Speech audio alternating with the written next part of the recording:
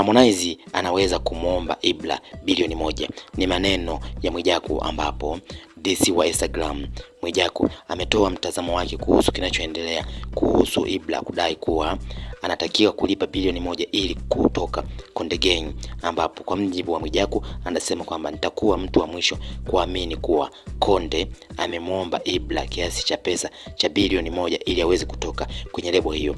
Najua linapokuja swala la pesa, Konde hapendi kujihusisha sababu anajua pesa ni ibilisi kubwa sana.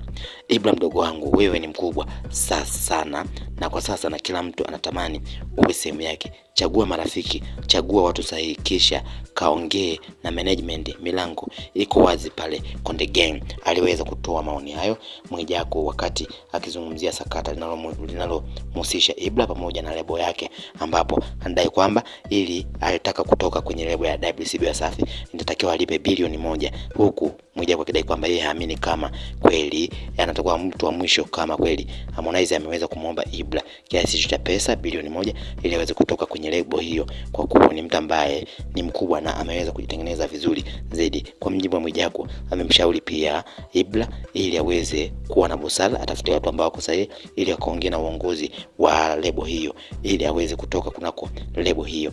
Wengi wakiwa wanapishana na maelezo hayo ya kudai kwamba Harmonize hamjamtengeneza kwa kitu chochote Ibra mpaka aweze kutoa hiyo hela ambayo ni takriban bilioni 1.